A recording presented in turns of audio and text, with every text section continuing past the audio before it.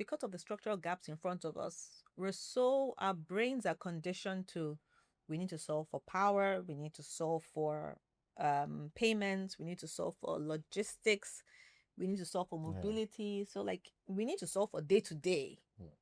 Right. And so sometimes, the entire focus is, I'm on the road, I'm going out, and all I see is problems that need solving. So sometimes it's really difficult for me to think beyond that because what's right in front of me has not even been fixed yet.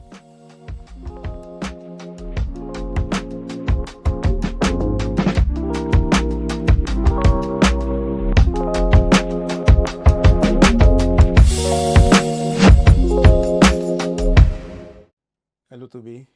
How are you today? David, you know better than to ask me that question. Yeah, I'm asking for myself. I'm surviving. These are like very interesting week for me. So welcome to another episode of the Blue Couch Podcast. This is the last episode in this our series, which is about venture capital. Today we have an important guest, Tosin Faniro-Dada. She's a partner at Breega. Tosin, please, we want to know who you are. Thank you, David. It's a pleasure to be here. Thank you so much for having me, guys. As David said, my name is Tosin Faniro-Dada. I am a partner at Breega. Breega is an international fund with footprints in Europe and Africa. In Africa, we invest in early stage companies, pre-Series A companies. We are Pan-African and we are sector-agnostic. Okay. Why Power Labs? Just go Heavy, straight into it. Yeah, it's like we're not even going to talk about the macro It's like- environment no, or it's anything. We'll get there, but like, I'm like why Power Why Labs? Power Labs? I'm Yeah. sure you've been dying to know why. So definitely for us, we had huge conviction around the team. At the stage that we invested in Power Labs, we invested in your pre-seed stage, which is pre-revenue, a little bit of product, but not precisely 100% there yet. Yeah. But one thing that was clear was, this is the team that we should back. This is the team with the right experience. This is the team with the right problem-solving mindset. And for us, we don't expect you to have all the answers at this stage, but we want to understand how you're thinking about solving the problem. We want to understand how you would deal with complexities and challenges when they occur.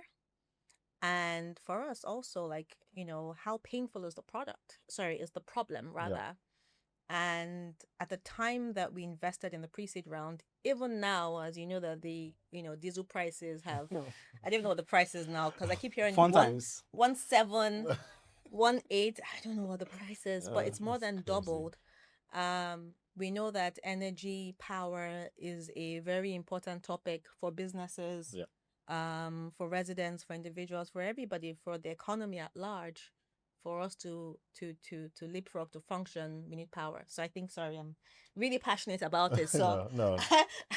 Yeah. I'm going overboard, but yes. Yeah, like you've touched on a lot of things, regarding the fact that I think the problem is now even highlighted now, like the past couple of weeks, right? I'm sure people are looking at their OPEX and they are seeing what's happening, and you're like, okay. So I think I was watching on TV the other day. No, not on TV. I don't have a TV. You don't have a TV? I have. I just don't turn it on like that. Oh, fair enough. Did you know this, Toby? No, I mean, look, David is a man of mystery. So, I mean, I'm not surprised. I don't turn it on. I football. Yeah, football. Okay, so you watch football on it. Yeah. Okay. That's about So like I think there's this guy that runs like a tourist tourist center or something. Okay. I don't want to mention the name, but one big one, very nice one. And he's also a movie producer. Okay. And it was just ranting about the fact that Oh, I know what you're talking. I know Yeah. who you're talking about. Yeah. Yeah. I know who you're talking about. yeah. I saw that. Yeah. So it was just ranting about how it's not sustainable for him anymore, right? So it's interesting now, energy is so tied to everything. Whether you want revenue from tourism, whether you want manufacturing, Yeah. the underlying dependency is energy. Yeah. And if it's too expensive, there's nothing you can do. So yeah, it's a problem that has to be solved today, not like tomorrow. Yep. Yeah. And something interesting you mentioned, you kind of glanced over it, but I think it's something that's underestimated, which is the fact that you said, you guys came in at a time to invest in us pre-seed, pre-revenue, Yeah. right? And also just touch on that a bit. We're in a market that is inherently risky, Yes. right? And as much as, VCs, you hear different stories, but I give a lot of VCs credit when you're able to take such a gamble like that in a market like this. Yeah. So I'm just curious to know, how do you weigh the potential of a team being able to create a market and take that market versus immediate traction?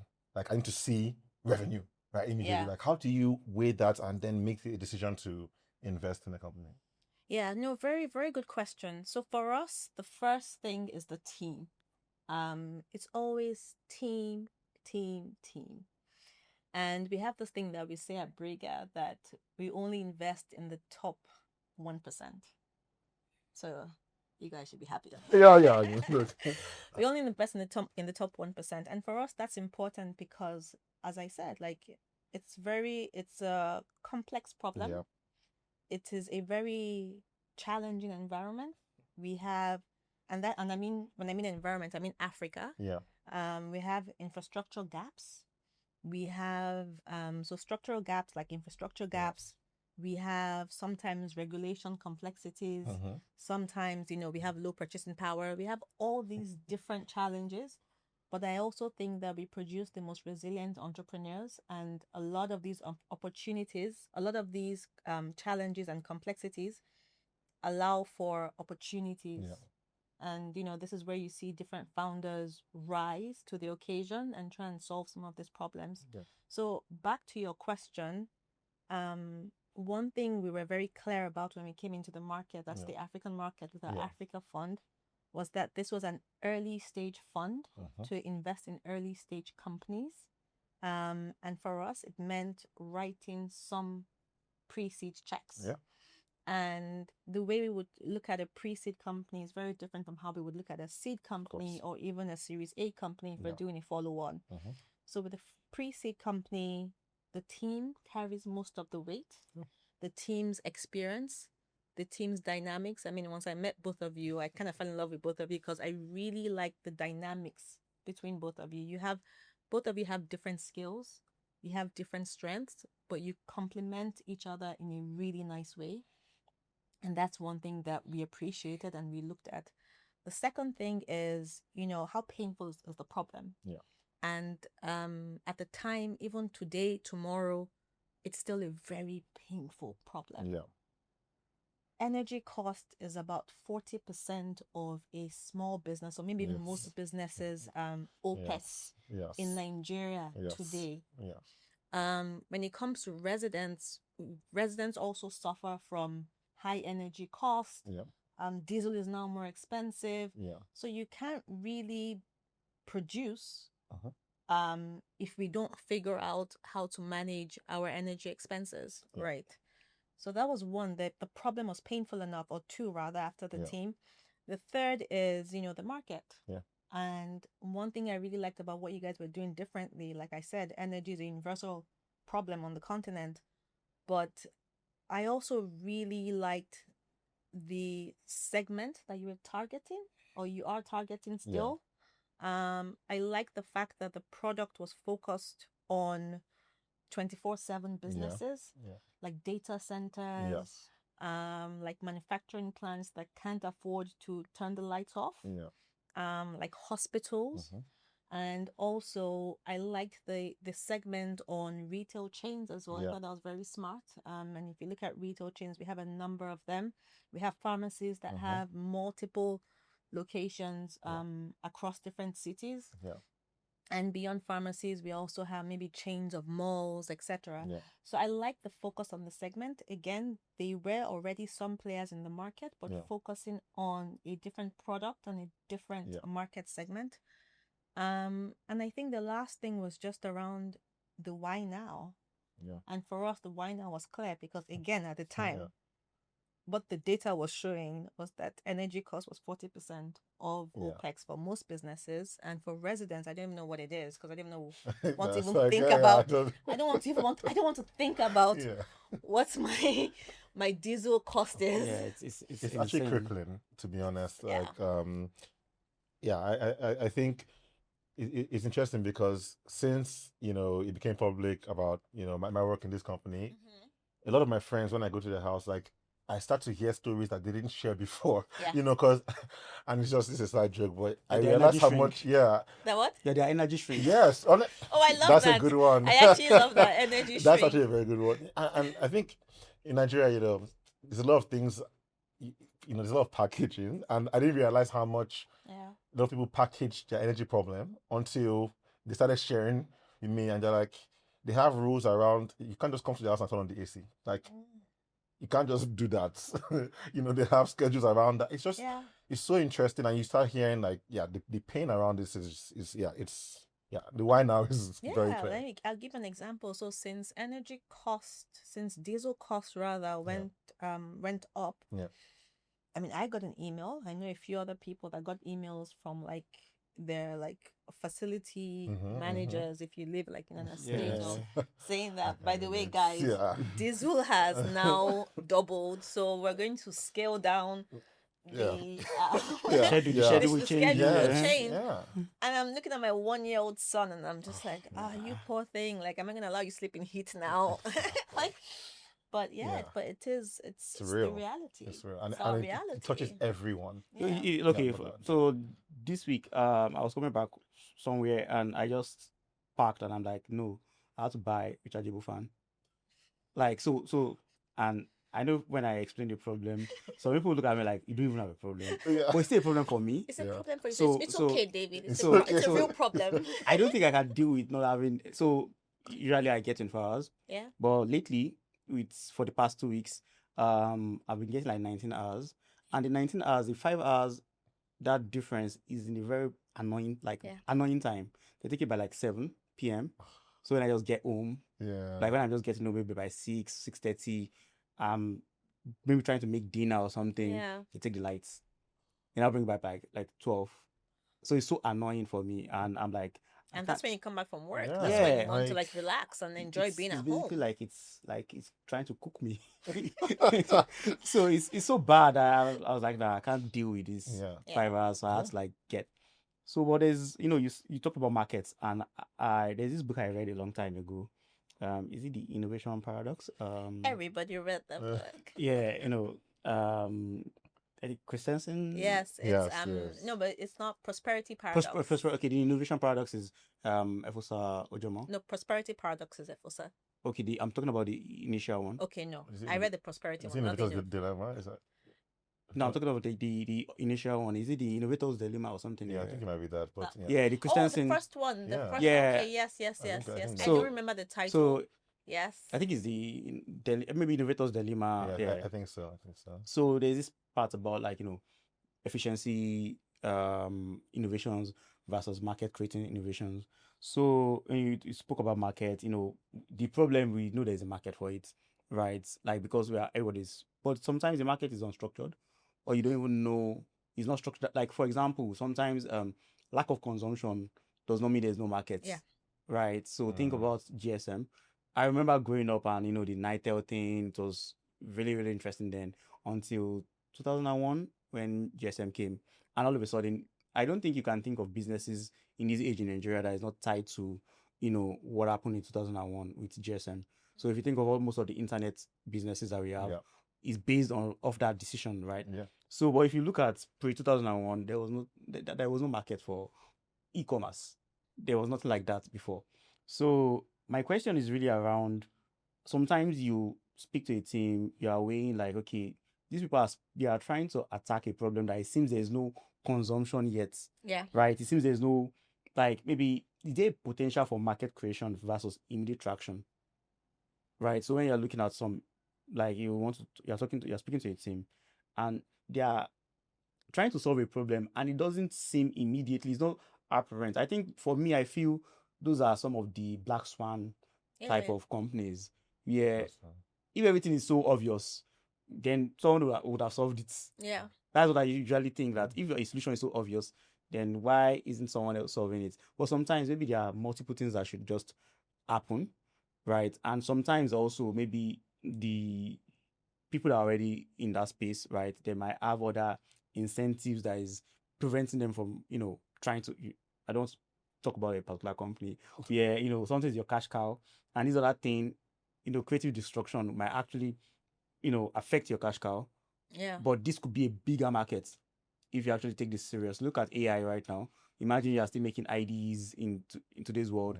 Like, so I'm just curious about how you make that kind of decision when you speak to a team. They seem to be like, yeah, talking about something, but when you look at their, VCs will ask you for was the TAM, was the total addressable market, all of these things. But it seems they don't really have, it's hard to quantify yet, but there's a problem. How do you, That's a good question. how do you deal with this kind of situation? Tension, I guess. Yeah. Good question. I think so you're right. I think if we focus too much on immediate traction, you would miss out on a number of opportunities. Afosa did also talk about market creating innovation in his book Prosperity Paradox, and I quite enjoyed it. I think if you look at social media, for instance, that's a very good example of market creating innovation, because now we can't live without it. But before, did we even know that we needed it? Right. That's such a good one. And it's the same thing with a lot of things I see around me today. Like, it's, when I see Nigeria today and I compare the Nigeria that I grew up in, or the Lagos I grew up in, it's very different. It's nice to see what the fintechs have done. It's nice to see the different POSs and different ways to move money and to pay for goods or services, to collect, etc. So I think if a VC only focuses on immediate traction, you will miss out. But I also think the market is also very important. There has to be a market for the product that you're creating. And if I bring it back to Power Labs, one of the reasons why I also really like Power Labs is the fact that you're focusing on data. And I want to believe, or maybe, different perspectives, but 10 years ago, maybe people wouldn't care so much about you talking a lot about data, right? But now we've seen that with historical and real-time data, you're able to do a lot. You're able to have a lot more insight and maybe try and predict as much as possible what somebody's energy spend would be, or what someone's energy focus should be. So little things like that, over the years, you've then seen that are quite important. So back to your question, immediate traction, yes, it's good. I'm not going to tell you that, I don't like traction. Yeah, of course. Of course. We all love traction. It makes the conversation easier when you're trying to sell the company to your team. Yeah. But if there's no traction and the team is solid, and you're convinced that there's going to be a market, or there's a market for this product, what can also be helpful is to look at other emerging markets, and we do that as well. And I'm not saying look at them like for like, but maybe look at India, look at Southeast Asia. Do they have something similar? Did it work for them? So my point is, immediate traction is nice, but do not focus on it, because you will miss out, and you would meet amazing teams solving real problems for a huge market that you may not know about yet, but would become winners. It's something that just that interests me is the fact that 2021 there was no ChatGPT, there was no Claude AI. So imagine someone was pitching about, I'm going to train an LLM. I want to, like, what are you saying, right? But think about today's world. These people are talking about trillions of dollars to build infrastructure. Absolutely. So sometimes we just need to get into our science fiction bag and just imagine what would happen if this exists in the world, right? That's the way I think about it. Like, what would happen if this were true, right? It's not true yet, but what would happen if this were true? Because I think about, like, the fact that imagine someone knew then that all of this would happen with ChatGPT. Yeah. Like, some people, I think their investments would have been different. But can I also say something? hard, I also think because of our gaps, because of our structural gaps on the continent, sometimes it's really hard for us to look beyond the structural gaps. So because you talked about ChatGPT and Claude and all these other guys, but if you think about the markets that they're developed, it's completely different from our own reality. So sometimes, because of the structural gaps in front of us, our brains are conditioned to, we need to solve for power, we need to solve for payments, we need to solve for logistics, we need to solve for mobility. So, like, we need to solve for day to day, right? And so sometimes, the entire focus is, I'm on the road, I'm going out, and all I see is problems that need solving. So sometimes it's really difficult for me to think beyond that because what's right in front of me has not even been fixed yet. Yeah. No, I think, and I also think, to be fair to VCs, there's also the whole thing of, you can actually, to your point around, if someone came years ago around talk about ChatGPT and all that stuff, like, there's patient capital and there's very patient capital. You don't want to come in if you come in too early, and can you last that long, right? Investing in someone that might take, I don't know, maybe 15, 20 years for them to realize it. You know how NVIDIA talk about it being a 20-year overnight success, right? I think sometimes, that balance that needs to be found is like, we need patient capital, yes, but how patient and how long is this gonna last? Is it hard? I don't have an answer, but I have a theory, or should I say an opinion. And it's okay if you want to build something complicated. How do you decompose the problem into, like, this part of that problem? Can it be something someone wants to use? I'll give an example. Right? Like, this company, Boom, I think they are building these supersonic jets. Yes, I know. Right. But today people need gas generators. Yeah. This team is like someone that is building supersonic jets. They have the expertise to build gas generators for data centers. Yeah. So it seems like it's a pivot, but it's not really a pivot, right? It's still the same skill set, still the same things they would have done for the goal maybe for like a decade from now. But today they're going to make money. Yeah, it's like SpaceX Starlink, right? Exactly. It's like the exact same thing, right? Find SpaceX, something that the people mission need is today. the spacecraft, Just make sure that it's still aligned with Yeah. where you're going. So, but I think the hard part is for you to like decompose that problem into a part that. So even some of these founders that we talk about, like maybe the payment guys, even you think about where they are going, maybe their final, like, should I say their final form, if you're into anime, right? The interesting part is if they tell you what they are thinking of, it might be even more complicated and more beautiful than what is there today. But they have to get, because before we got to all of what's happening right now, I remember we used to pay 150K to someone.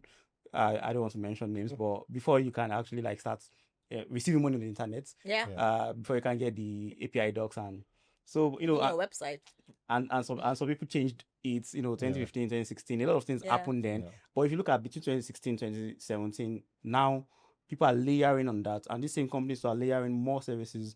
So I think, but it's hard to share that your final goal. So some people be like, they'll think you're not serious. Maybe you just find a small part of that thing that they can relate to. And say, okay, I'm going to solve this. Don't worry about it. Don't complicate it. And it takes discipline, which goes back to, I think, what you said around our choice of focus in the beginning, right? Because I think it really goes down to that. We could have, the problem is everywhere. But I'm sorry, like David knows this thing I always say, for the love of the game. Like, you have to do this for the love of the game. But I think it's like you have to earn the right to play. And for me, I always say that I will never be that arrogant to think I deserve for my vision to be funded. If I cannot earn the right to to play. I have just one thing I wanted to dig a bit deeper on, which is, you speak about the team a lot, and I'm just curious to know, from your perspective, what's the most overlooked trait of a founder in your experience? I mean, you've been in this game across different parts of the ecosystem. I'm just curious to know, like, what would you say is the most overlooked trait of a founder or a founding team? The most overlooked by who? Well, maybe other investors. Like, this is exactly. I mean, I'm like, to make sure with your full chest. Okay. Overlooked by your peers. But by your people. Or what do you think people miss a lot? Okay, I can give a bit of an example here, right? I listened to this podcast. I won't say the name just because we're behind the blue couch. But it's a couple of investors, and they spoke about how the best, and invested in a lot of the top companies, right? You can think of, They're the big ones, the big three, right? And they said one thing they realized is that some of the best founders that they've worked with have spiky characters. Like they're not like, if someone is too nice or too likable. I don't know if by the way, I don't fully agree with this because there's a lot of American I agree with macho-ness. it, but Well, I don't agree with all of it. Is what I'm saying, but okay, they're like, oh, if they're just too if they're just too likable and agreeable. Yeah, it's usually actually a red flag. for me too. And they're like the best ones that they found was like they actually left the call a bit uncomfortable, like, but like they at the same time this were the best founders, and I don't want to call names. I'm trying to keep it. Yeah. But yeah, so that's an example of something that maybe most don't other quite VCs agree, might- but okay. Yeah, exactly. When a founder is in front of a VC, there's this perception that you should,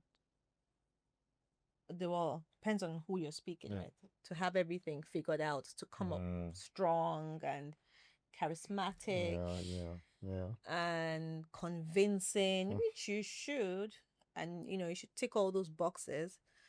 But I think one overlooked trait is the fact that they're also just trying to figure this thing out. I agree with They're this. also trying I to actually figure agree with it out. this. And so many founders, and as you would know now, running a company, it's not fun and games. No. It's a shitload of work mentally, physically, and emotionally. And I think, and that's why one of the reasons at Breega, like we like to say that, or not even like we say it all the time, that we want to be the founders, the investors that we did not have when we were building our own companies or operating them. So everyone on the investment team is either a former founder or operator. Yeah. It is bloody tough. Yep. It is even worse in an environment like ours. And so I think one overlooked trait is maybe just how difficult it is, what they're trying to do, them believing that they can do it, and coming in front of you, selling that idea to you, and hoping it works out. Yeah, I 100%, honestly, like I think that for me is a really great answer, because it's almost like this humility to know that you don't have all the answers, but also the grit So and the belief to kind of to me, it's run like through walls. balancing both humility and as And like you say, craziness. you used to say delulu. Delulu. Like you're delusional enough to think you will solve it, Exactly, Yes. but you're also exactly. humble enough To to know that understand it's that the gonna be problem is difficult. difficult. Yeah. Difficult, yes. So, I love that. Yeah. But I like the delusion as well, because we need it. You I know, need You it need to every be day. crazy That's enough that's to go. that's crazy fuel for enough to me. go after it. Yeah. And then just be humble enough to know that it's a lot of work. Yeah. But with the right partners, with the right investors, the right team, as they say, inshallah. Inshallah, exactly. Exactly.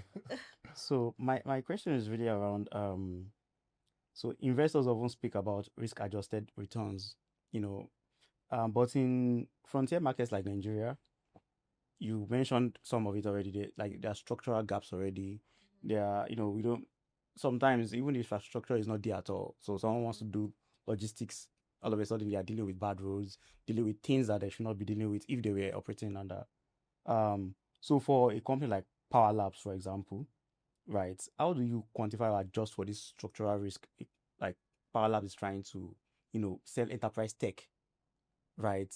And in a market where there are some things that are just not there, like there could be regulatory issues, for example, right? So I don't want to mention some things that we're trying to do, but that might make regulators say, okay, what's happening here? Sometimes if you're a startup, you would always be leading regulation. Otherwise, they're not really innovating. Yeah. Right. So how do you really, price that in for companies like Power Labs, for instance? Yeah. So good question. So one is, we have an African fund specifically for Africa with local partners like myself. And so what that does for you is it brings local context. Yeah. Okay. Yeah. People who understand the market, understand the gaps, understand the risk involved. Yeah. And so for us, we're in this for the long run. Yeah. We are ready to build with you guys. And we're not naive to the fact that to the environment that we operate in. So yes, we can wake up one morning and there's a new policy that That is interesting. that we can wake up one morning to a very interesting new policy. Or we wake up one morning and Don't give examples. I I'm don't not give giving anybody ideas. Please. or we wake up one morning and I don't know, maybe something now has happened to the grid. I don't know. Okay, that's a good one. Yeah. But Let's the keep it point there. is, and that's why, and it goes back to my point on when you asked why we invested Yeah. in your pre-seed, Yeah. it goes back to the team. Yeah. And for me, when that happens, I need to know that the team I back would figure something out. Yes. That's the most important. They'll solve the problem. It could mean a different product. It could mean for them to pivot, whatever it is. I know that I have the best team and they would figure it out. Yeah, So no, I think that's the most important thing. I think for me, when I think about some of these things, I think about the early days of Power Labs, and when we start like making decisions around, start like making, we know that okay, Power Labs has to happen. We're now adjusting other parts of our lives for Yeah. Power Labs, and I was speaking to my uncle, and we were talking about it. He was just asking like, this guy, you're not coming back. Like, I'm not coming back. Yeah. Like, I'm You're not not coming back where? So like, Europe. Okay. So like, I'm not coming back. Like this, I also like, oh, my partner is actually moving back to Nigeria. Like, from where? SF. So he was like, are you sure he's okay? Is he crazy? Yeah. Has he lost his mind? So I told him the company he was working for. I told him the company was working for Yeah. and is returning to. Anyway, well, yeah, I think you guys will work together. Like you guys will be perfect. You guys will go through it together. because it is. So when I like it showed conviction. Yeah. Right. And so whenever I think about like that, I'm like, yeah, we'll solve it. So anytime you will. every day, every week, new challenges. So I just like, yeah, we'll solve it. So I don't want to give government ideas, but when regulatory challenges come, it will be solved. Yeah. And then we always say that, you solve one market, then we talk about scaling to other markets. Exactly. You figure out It one never market, stops, yeah. then it never stops. But we backed you guys. We are excited to continue working with you guys and, look forward to the future. Likewise. What was one piece of contrarian advice you wish for every founder in Africa would take seriously, that they're going to hear from this podcast, and they will take seriously when they are considering raising their first round? Ha. Contrarian. Yeah, like something that they will not read in a book somewhere. It's a good one. What? Maybe I should give some. I'm like, one in my head. what's the one that you'd give me after you saw what I did in the first round? Like, I just wait. I just offline. So what I would say is, so for founders building, when you want to raise venture capital, you have to know what you're getting into. Venture capital is amazing, but it also comes with certain expectations around governance, around reporting, around milestones, etc. And so you must be ready. So we talk about the fact that we invested in you guys pre-revenue. We do pre-seed, but you guys were ready at the time for venture capital investment. The team was ready. The MVP was there. Conversations had started. So, and in terms of the governance and the team, there was a structure. So I'm not saying that you should have all the answers and have everything structured, but just understand that if you want to raise venture capital, certain expectations. There should be like MVP of the structure. Eh? There should be an MVP of the structure. So, just be ready for what comes with it. That's interesting. So, ladies, this final round, these are the fun parts of the. Okay, so we're done with the hard part. Yeah. So you just like it's just one. You just pick whichever works for you. Boxing or yoga? Boxing. You sweat better. Ah, you sweat more. Fair enough. Yeah. Okay. I remember I used to go to elite box. Oh, me too. That was like 2016, With 2017. Breega, At yes. that Eco Hotel, opposite Eco Yes, they're Hotel. still there. I Like, don't go anymore, the but yeah. coach was trying to pair me with some ladies, and after like a couple of rounds, I was like, this is It's serious work. Is- like I It's a recently good tried. workout. I tried something. intensity It didn't training work out. I is said no. insane. Yeah. Because they work us out first. We work out, we do a lot of Yeah. stuff. Then now And then you run sometimes. I'm like, yeah. nice. So I play tennis now. So coffee or I tea. don't do anything, but I have 2 kids. It's okay. Okay, yeah, you're working out. You're I'm working out. working out. Yeah, actually, dealing with toddlers that's enough workout. Yeah, coffee or tea. Coffee Ah, every morning. yes, yes, Yes. Every yes, morning. yes. This is- This is Need why it you to invested in survive. Power Labs. This Yes. is why- Because we're coffee. Yeah. Early riser or night owl? Early riser. I don't even know what I am. I Yeah, wake up So early. I feel that way too. Exactly. Like I work till 2 a.m. sometimes, Yeah. but sometimes I'm up at like 6 a.m. I don't know what I am. Yeah. 5:20 every actually. day I'm up. Yeah. Yep. Beach getaway or mountain hiking. None of them. Too much sun, man. Oh wow. I don't want to be in the sun. I love the beach, so that's You love it? My skin doesn't like the sun. I think both of them doesn't work for me. Oh, yeah, me too. See? Mountain. I'm like, why am I doing work on my holiday? Like that. That's how I feel. Travel with a plan or spontaneous trip. Travel with a plan. I always want to know where I'm staying. Reading a book or listening to a podcast. Listening to a podcast. All right. Used to be reading a book, but listening to a podcast. No time is anymore. easy. Time. I was gonna say. You have to This is multitask. time. This No is time. Thank you very much, Tosin. Talking to you has been really insightful. And this concludes our series for the Blue Couch podcast for the Venture Capital series. Thank you very much. But before we close, are you into social media? Yes, like everybody else who's not. Some people are Who's not. not? They're not. Some people are not reacting on social Okay. media. So because you've said a lot, we've learned a lot today, and I'm sure our listeners are going to learn a lot.